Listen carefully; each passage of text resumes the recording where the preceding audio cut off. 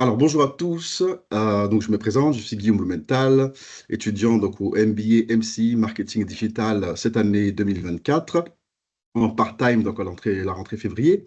Je suis très heureux d'être avec vous aujourd'hui pour présenter cette soutenance à propos effectivement de cette thèse que j'ai eu à travailler cette année, euh, dont le thème et la problématique principale tournent autour de la relation client digitale à l'ère de l'intelligence artificielle, donc sa transformation, son évolution, et puis ce qu'on peut en dire par rapport aux prochaines années qui vont venir. Hop.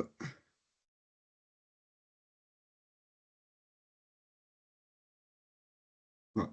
Donc, pour repartir sur les slides, imaginez un instant euh, deux clients différents. Un premier type de client qui serait un client frustré, qui passe son temps au téléphone, la ligne d'attente est toujours saturée, on met du temps à répondre au téléphone, il est perdu entre les appels sans fin et les emails qui restent effectivement sans réponse. Il se débat, donc, comme on le voit sur la slide, avec un chatbot qui ne répond pas à ses demandes. Les emails ne seront jamais répondus en temps et en heure.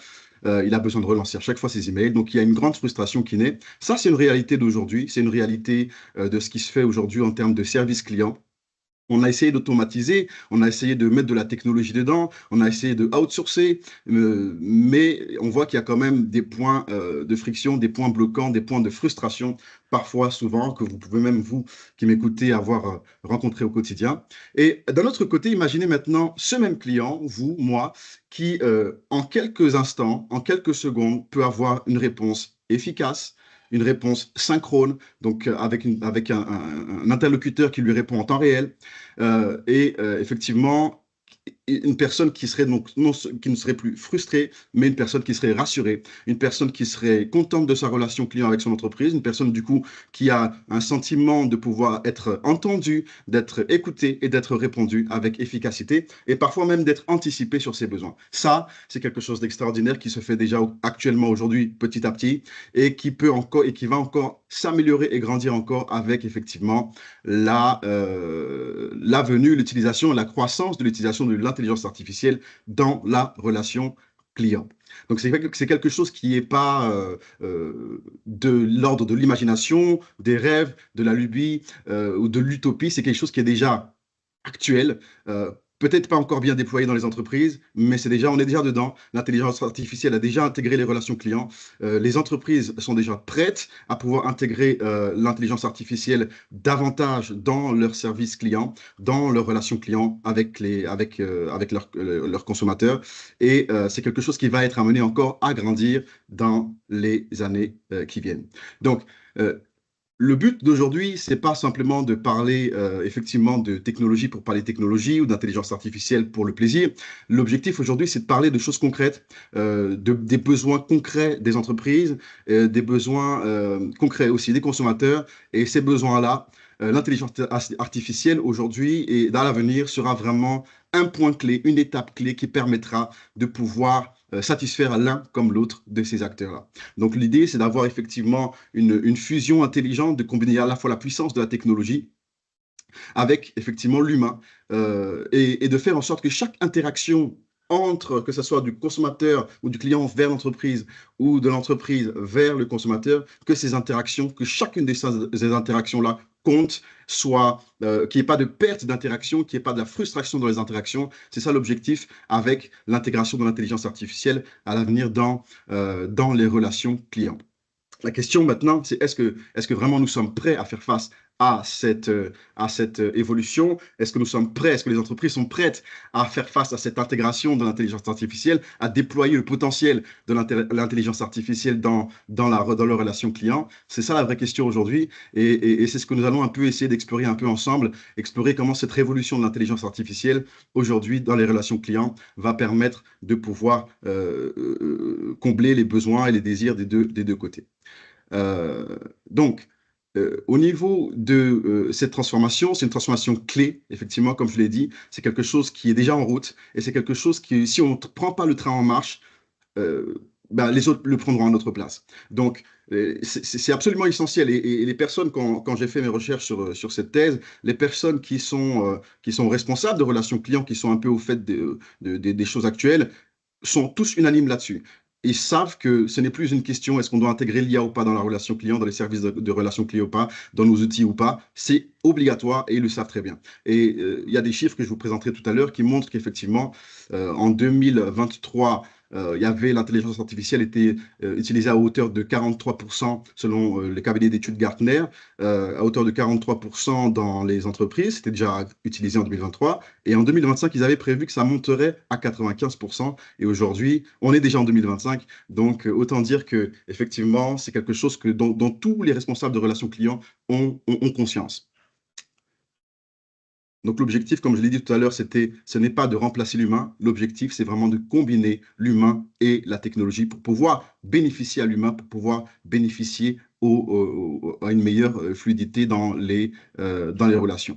Alors, euh, la problématique de notre thèse qui a été préparée, c'est comment l'intégration de l'intelligence artificielle dans les centres de contact va-t-elle redéfinir la nature et la qualité de la relation client au cours de la prochaine décennie et comment les entreprises peuvent-elles s'adapter à ces nouveaux besoins des clients. Parce qu'effectivement, si l'intelligence artificielle va aider les entreprises, va être utilisée dans les relations clients, et bien de l'autre côté, les clients aussi, ils sont accoutumés à l'intelligence artificielle. Ils s'habituent aussi à l'intelligence artificielle. Tout va beaucoup plus vite. Et puis leurs besoins évoluent aussi en fonction de la technologie qui évolue. Donc forcément, il faut prendre le train en marche. Donc ici, nous vivons donc une époque actuellement, on va parler un peu de l'omnicanalité, où effectivement les entreprises, on parlait de l'évolution des besoins, les clients, pardon, les consommateurs sont habitués à ce qu'on leur facilite la vie, à ce que les choses aillent très très vite, à ce qu'on leur réponde du tac au tac, qu'on leur réponde vraiment très rapidement.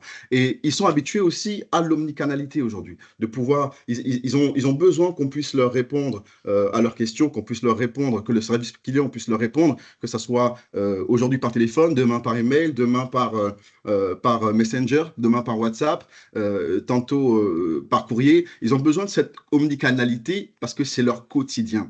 Et les entreprises aujourd'hui sont obligées de pouvoir faire face à ce besoin des clients, des consommateurs.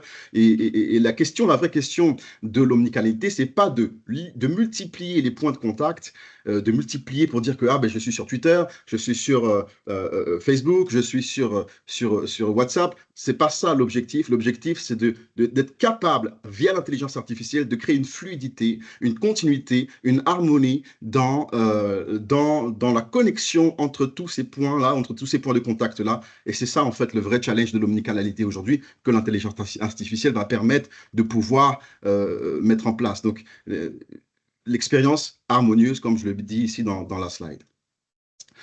Prenons l'exemple, par exemple, de WhatsApp.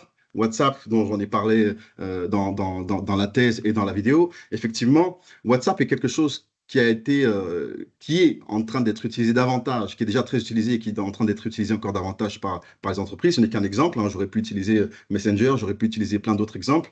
Et effectivement, c'est un exemple qui est utile et intéressant dans l'intégration de l'intelligence artificielle dans les relations clients et dans les services clients. Pourquoi? WhatsApp, ce n'est pas forcément l'intelligence artificielle, mais on va pouvoir intégrer de l'intelligence artificielle dans WhatsApp et l'intelligence artificielle va permettre de connecter WhatsApp à tous les autres canaux, à tous les autres points de contact dans lesquels l'entreprise est effectivement implémentée et intégrée.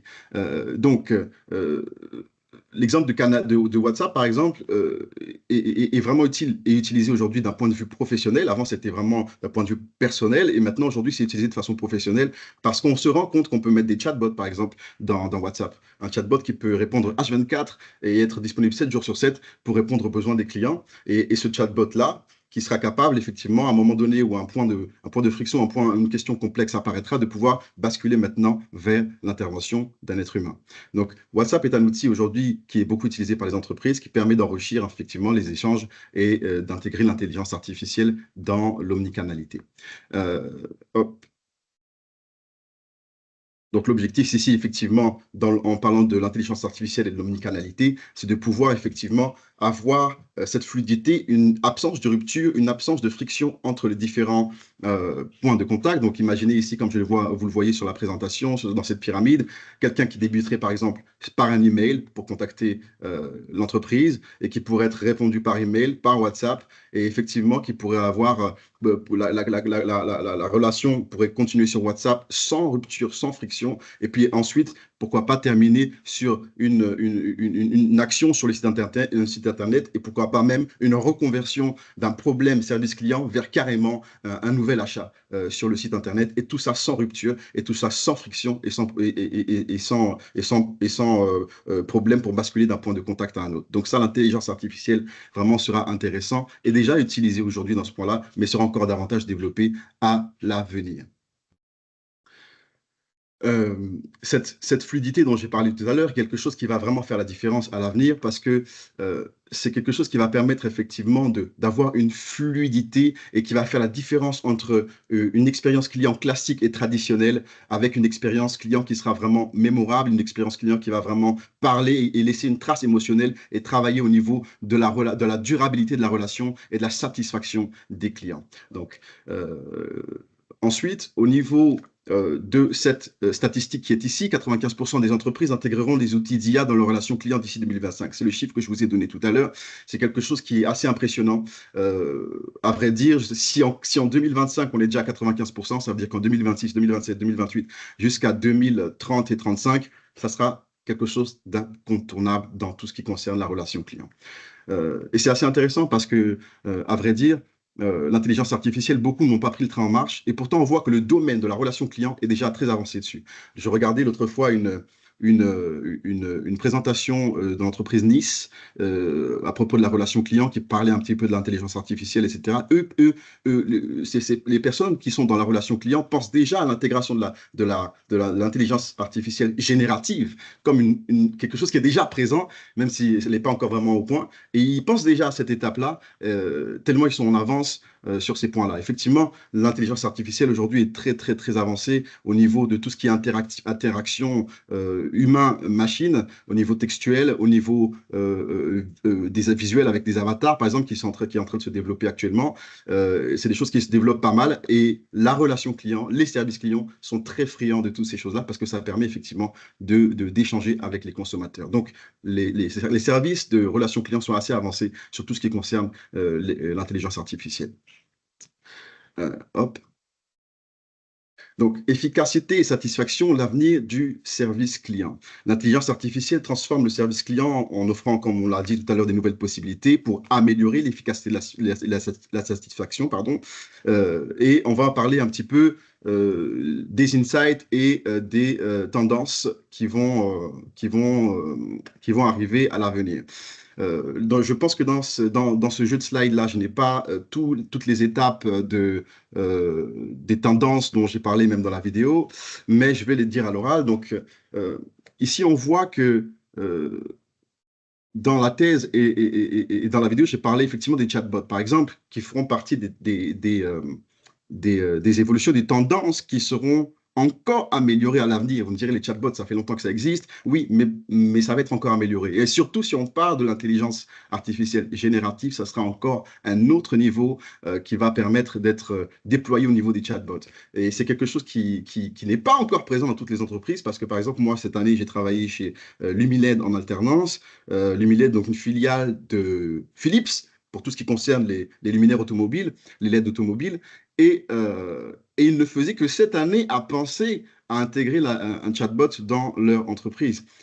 C'est quelque chose qui est réel maintenant à la fin de mon alternance, c'est quelque chose qui est déjà intégré, mais ne serait-ce que la réflexion, l'implémentation, le travail, contacter l'entreprise qui va le faire, le temps qu'il le fasse, ça prend du temps, ça prend de l'énergie, ça prend du temps à la fois au niveau de la personne qui produit le chatbot, ça prend du temps au niveau de l'entreprise, au niveau des réunions, etc.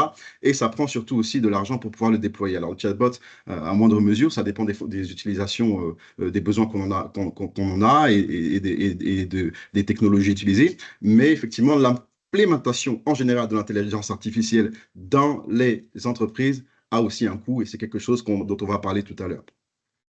Les chatbots, pour terminer là-dessus, est quelque chose qui va permettre à l'avenir, avec l'évolution, de pouvoir encore réduire les temps d'attente. C'est là où c'est intéressant vraiment pour les services clients et les points de contact, les centres de contact.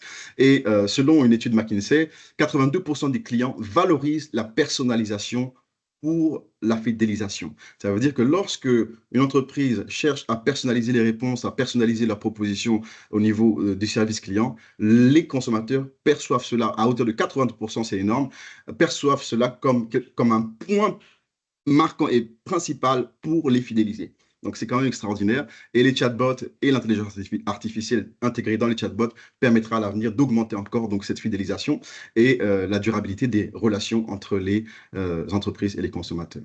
Donc, ensuite, là où c'est intéressant aussi au niveau des chatbots et de l'intelligence artificielle, c'est que les clients veulent être entendus dans l'immédiateté et les chatbots sont une possibilité de communiquer avec les clients et les consommateurs qui est synchrone. Il y a la communication asynchrone et la communication synchrone.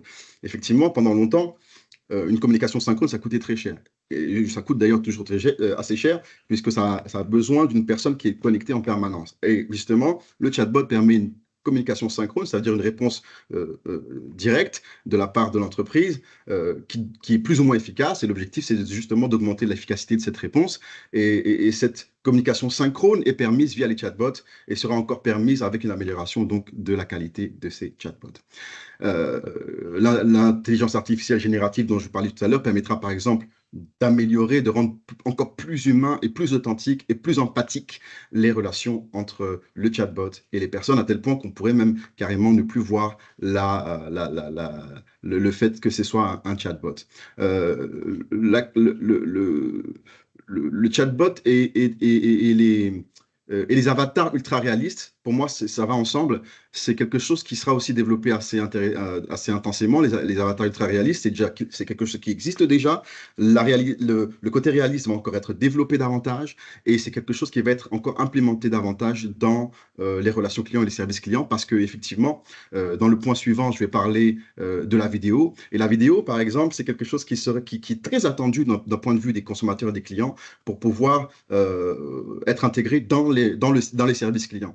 Les clients, il y a plusieurs chiffres que j'ai évoqués dans ma thèse où les consommateurs disent clairement qu'entre une entreprise qui propose un service client vidéo, des relations après-vente en vidéo, ils préféreront une telle entreprise largement plutôt qu'une entreprise qui reste avec une relation client, un service client uniquement écrit ou via chatbot. Donc la vidéo, c'est vraiment un next step.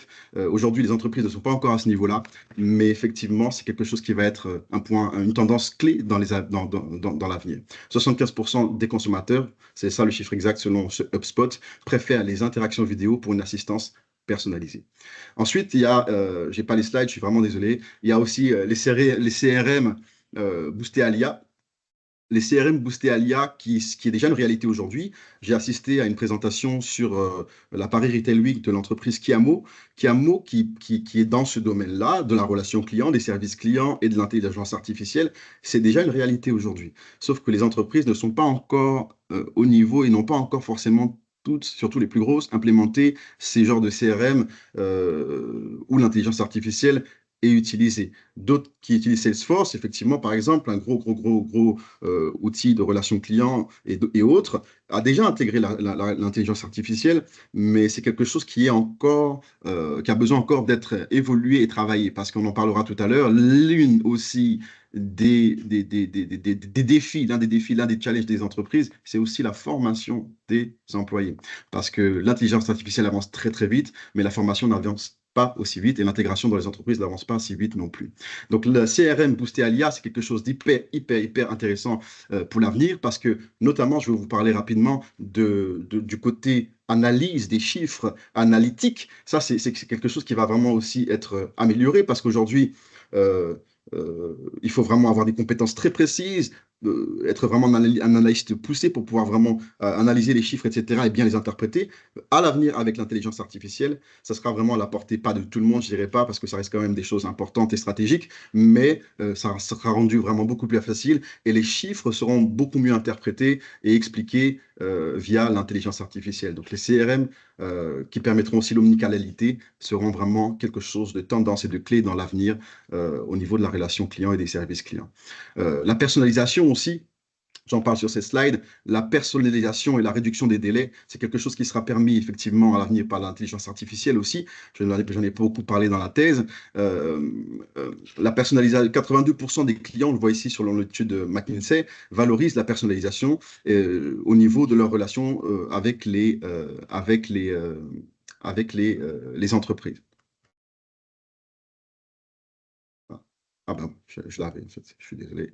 J'avais tous les CRM, voilà, la personnalisation en temps réel. Hop. Et la rapidité et l'efficacité. Donc, pour la rapidité et l'efficacité qui sont permises par l'IA, c'est quelque chose qui, vous me direz, c'est normal, c'est déjà actuel, c'est déjà quelque chose de réel, mais c'est quelque chose qui sera encore amélioré et encore poussé à l'avenir. Et c'est quelque chose qui sera vraiment un point compétitif au niveau d'une entreprise à une autre. Comme je l'ai dit tout à l'heure en introduction, les clients et les consommateurs sont vraiment très, très, très habitués à ce qu'on leur réponde rapidement, à ce que les pages web chargent rapidement, les chatbots répondent rapidement. Quand on va sur ChatGPT aujourd'hui, on se dit que c'est censé être le standard et tous les chatbots ne sont pas aussi rapides et aussi efficaces que ChatGPT aujourd'hui, même s'il y a des chatbots qui intègrent déjà ChatGPT dans leur solution. Vidéo, j'en ai parlé. La réalité augmentée, quelque chose d'intéressant aussi, qui est évoqué dans ma thèse. La réalité augmentée qui sera effectivement utilisée aussi, et l'intelligence artificielle rentre forcément évidemment dans cette solution-là. Aujourd'hui, on n'y pense pas, on n'a jamais vu, ou en tout cas pas moi, d'entreprise qui va essayer de régler mon problème via réalité augmentée, et pourtant c'est quelque chose qui est déjà dans les pipelines, c'est quelque chose qui est déjà réfléchi, pensé, qui va être implémenté dans la mesure du possible assez rapidement dans les entreprises, en tout cas dans les prochaines années, pour pouvoir effectivement encore améliorer et rendre mémorable et engageante la relation entre l'entreprise et les clients. Les relations clients, c'est vraiment un point clé parce qu'il y a le marketing d'avant l'achat et le marketing d'après l'achat. Et toute la relation client, le service client, les centres de contact, effectivement, c'est quelque chose qui est vraiment important pour aussi fidéliser et garder les clients dans la durée.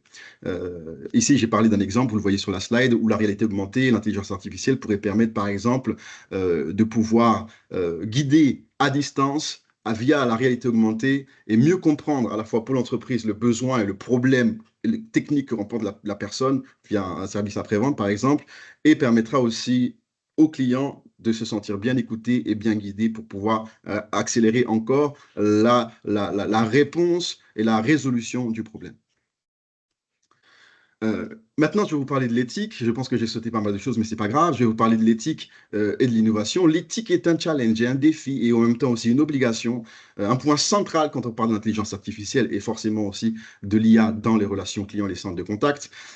L'éthique, la transparence des données, le RGPD, toutes ces choses-là, ce sont des questions qui sont de l'ordre juridique, mais aussi de l'ordre éthique, qui sont vraiment essentielles, qui sera comme un socle pour toutes ces transformations-là qui vont être implémentées à l'avenir. Et parce que les entreprises devront, et c'est vraiment obligatoire, parce que ce sera vraiment un point qui est vraiment scruté par les consommateurs. 87% des consommateurs, je le vois ici, privilégient des entreprises engagées éthiquement selon le code de communication. C'est énorme. Donc, et plus l'IA avance, plus l'IA se développe, plus ces questions-là les consommateurs seront sensibles à ces questions-là. Donc les entreprises devront garantir une transparence totale dans l'utilisation des données et respecter les normes de confidentialité de données. Et ce qui est vraiment un challenge aujourd'hui et à l'avenir, ce sera vraiment un challenge pour éviter les biais, pour éviter pas mal de choses au niveau de l'utilisation des données. J'avais lu un rapport Gartner lors de mes recherches sur la thèse, qui parlait des tendances à venir, des technologies, etc., où il nous disait effectivement qu'il y aura plusieurs tendances différentes qui vont évoluer à l'avenir. Et l'une de ces tendances sera qu'il y aura une partie de la population qui refusera l'intelligence artificielle. Ça veut dire qu'il y aura une partie aussi forcément euh, de, des entreprises qui vont se positionner justement comme étant des entreprises sans IA. Donc, soi-disant, donc, entre guillemets, plus authentique et encore plus éthique. Et c'est là où, justement, les entreprises qui utiliseront l'IA seront dans l'obligation encore plus grande de pouvoir prouver qu'ils sont respectueux, qu'ils sont éthiques et qu'ils vont respecter la confidentialité des données et respecter les consommateurs. Euh, hop, je regarde. Donc, pour pouvoir continuer, donc là, je suis à ma dernière slide sur la présentation, mais je vais encore étayer mes propos. Donc, pour pouvoir parler un petit peu encore de l'avenir et des recommandations stratégiques pour l'avenir, les recommandations stratégiques pour l'avenir, déjà pour les entreprises, pour parler de façon concrète, l'important, c'est d'avancer étape par étape. De ne pas tout révolutionner d'un coup, et les gens dans les entreprises, les responsables stratégiques le savent très bien, on ne peut pas, déjà ça coûte très très cher au niveau de l'intelligence artificielle, les chatbots en soi ça ne coûte pas forcément très cher aujourd'hui, mais en général, intégrer par exemple un CRM omnicanal complet qui va gérer toutes ces choses, ça coûte assez cher aujourd'hui, et c'est un coût, et ce n'est pas négligeable. Pourquoi moi je me suis intéressé aujourd'hui à ce thème-là, à ce sujet-là de l'intelligence artificielle et des relations clients? Parce qu'effectivement, je me suis rendu compte que ça parle de l'humain, ça parle de la relation, de l'évolution et de l'intégration des outils d'IA qui existent déjà aujourd'hui dans l'entreprise. Et ça parle aussi de comment améliorer, réduire les coûts au niveau d'un centre de coûts qui est assez lourd dans les entreprises. Les centres de contact, c'est assez lourd. Alors, pour pouvoir pallier à ces coûts-là, les entreprises ont longtemps procédé à de l'outsourcing, c'est-à-dire à déployer, à faire appel à des entreprises au Moyen-Orient, en Afrique, pour pouvoir délocaliser leur centre de contact et leurs services clients. Ça se fait beaucoup, ça se fait bien, ça marche bien, plus ou moins bien sur les entreprises, selon les personnes. Mais aujourd'hui, l'intervention de l'IA remettra en cause un petit peu cet outsourcing permettra de mieux agencer l'humain et la technologie, peut-être pour repenser encore comment est-ce qu'on fonctionne avec les services clients. Et numéro 2, j'en parlais tout à l'heure, il y a tout ce qui concerne aussi le speech analytics euh, et, euh, les évolutions aussi au niveau de la voix, de l'intelligence artificielle et de la voix, qui est assez intéressante aussi au niveau des relations clients, des services clients. Parce que, par exemple, on parlait de l'outsourcing, une entreprise qui fait de la relation client à Madagascar, par exemple, les personnes à Madagascar ou en Afrique, parfois, elles ont un accent, ou même au Moyen-Orient, parfois, elles ont un accent. Et justement, l'intelligence artificielle pourra permettre encore à l'avenir de pouvoir, en temps réel, changer l'accent des personnes qui parlent et de sorte à ce qu'on ne voit, ça soit encore plus transparent à l'avenir et qu'on n'ait pas l'impression on n'ait pas l'impression de parler à des personnes qui sont peut-être étrangères à la France. Parce que c'est quelque chose, c'est une vraie question aujourd'hui où les personnes, en tout cas en France, préfèrent parler avec des personnes euh, qui pensent entre guillemets français. Voilà, c'est quelque chose qui fait partie aussi d'une réalité au niveau des services clients, des centres de contact. Et c'est une des raisons pour laquelle d'ailleurs certains préfèrent rester avec des entreprises françaises et d'autres préfèrent outsourcer. C'est en fonction vraiment des entreprises et leurs besoins et de leurs clients.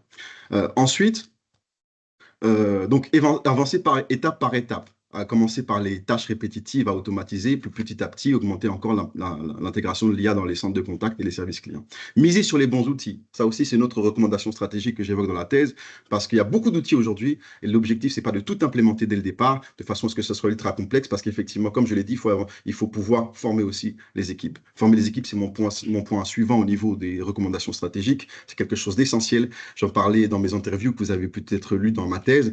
J'ai fait des interviews avec des personnes qui sont dans les centres de contact et l'expérience client et le marketing. Ça, c'est vraiment un challenge pour eux. Ils n'ont pas le temps pour ça. Et puis, dans les entreprises, il y a des personnes qui ne sont pas habituées à la technologie.